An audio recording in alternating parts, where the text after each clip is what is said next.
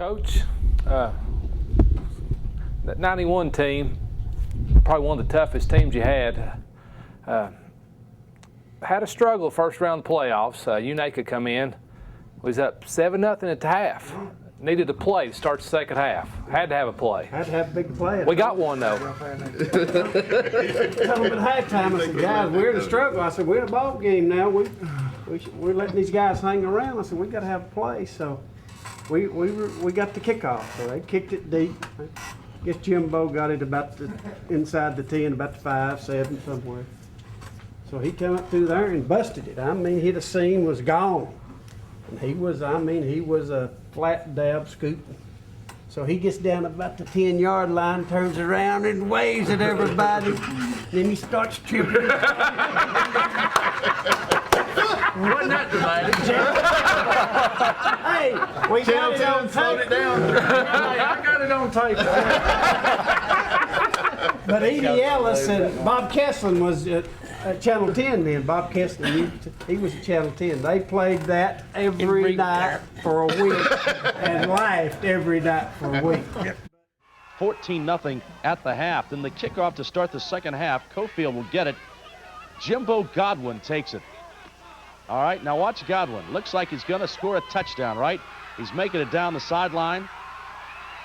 He's ahead of everybody. Now he decides to showboat a little bit, waves to the defenders, and stumbles at the 1-yard line. Did get the touchdown. However, later on, it was Coalfield and UNACA, and the final score tonight, Coalfield won it 35-14.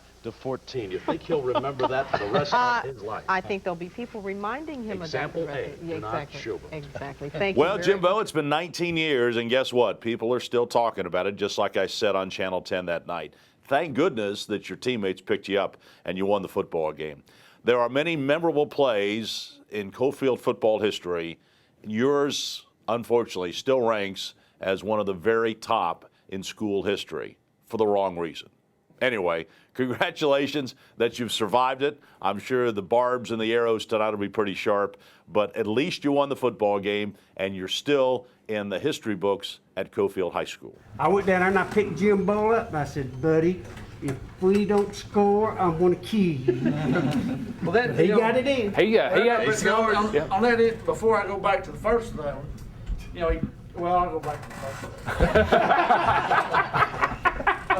Playing UNACA that week, you know, you just come off a hard win at Oneida. A lot of people don't understand that, you know, when we played Oneida and Greenback during those years, that week was the hardest because you practiced hard, and then on Friday night when you got home on Saturday, it's hard to move because you was, you know, especially playing Oneida, they'd step on your thighs, you know, especially mine, they'd step on your calf, they'd push up on your chest. Anything they could do to make you get tightened up in the second half. You know, that week I was sore because we come out, we practiced hard. Was going, you know, I think they had one of the top linebackers in the state. They did. You know, he was taunting me the whole night long. You know, he said, son, he said, buddy, he said, you know, my coach has been telling me all week long, you know, I've got you. Well, the whole game, he really wasn't a factor to my, you know, in my defense because, you know, I was just running, you know, we was running all up down the field.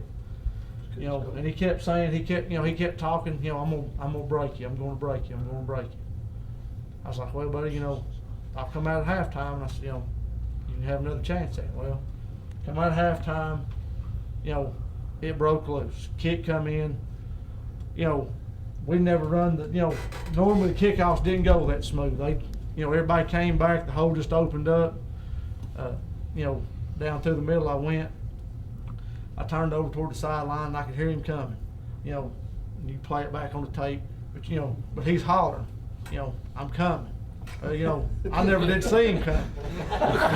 So when I turned around, you know, now I lost it right there on about the 1. And Gary did, you know, Gary come over and, you know, when I knew, you know, I knew as soon as it happened. Well, it wasn't about the game and everybody else being mad, but I knew as soon as I did that and I hit the ground, I knew that I was going to have to go to the sideline because I knew that I just, you know, I know that I was going to get it because, you know, I knew that he, you know, he didn't allow that. So Well, I knew. Let me tell you why I didn't allow that. In high school, we were playing Coalfield. And you know how the rivalries are with Coalfield, especially back in, Lord, they'd spit in your face and tobacco and try to gouge your eyeballs out. So I broke a punt. We played at Oliver Springs, and I had broke a punt.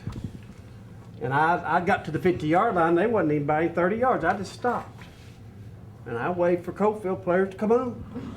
So I let them get about 10 yards away, and I took off again.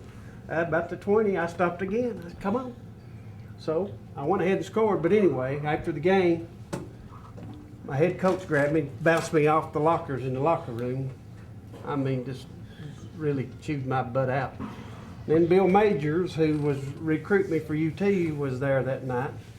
And he come in there and he said, I'm going to tell you something.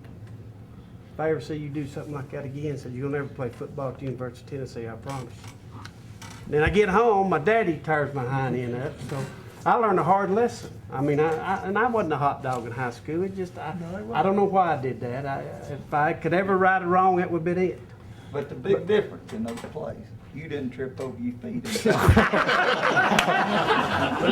It took Jimbo 5 years. It took Jimbo to 5 years to admit he was waving. But I didn't want my kids to make the same stupid mistake I made. Hey, we wouldn't have won without Jimbo. No. Gary hit on that several times. From after the game, started immediately after the game, telling the kids, you know, that's not the way it's supposed to be. That's not the way football's supposed to be played. And I don't know how many times he's told that over the years that we were together after that, reminding the kids, you know, you play with a lot of class and a lot of character. And Gary's like a brother to me, but all the coaches that I were associated with as a manager and as a player, I got to play for Coach Lau. And everybody called him George back then, you know, and he's, both those guys are more than coaches. They're best friends, are like family to me.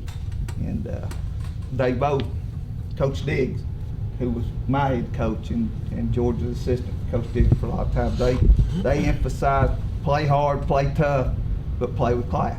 And I think that's been emphasized for a lot of years down here, and continue to be stressed to play with class and character and play tough. So that says a lot for our coaches that we've had in the past. Going back on Gary, talking about going to Oliver Springs when he done that to Coalfield, you know, that game, you know, Gary, you know, coach told me, he said, you know, if we don't score, and he said, what are you doing?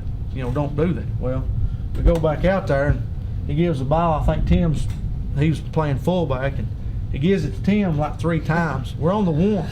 Like, Tim, what are you doing? So after about that 3rd time, he still don't get it in, and they give him, they call Tim's number again.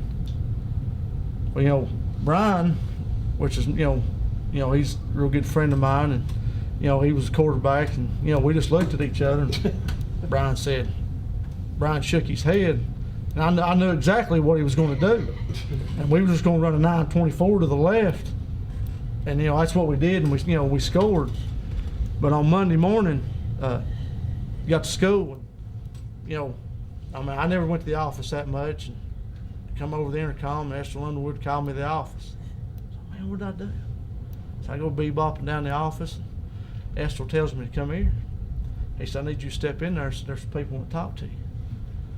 Well, Esther steps out, and, you know, these ladies were named, you know, I won't tell who these ladies were, but, you know, 3 of these ladies were sitting in the stands, or they was cheerleaders or in the stands the night that Gary did that.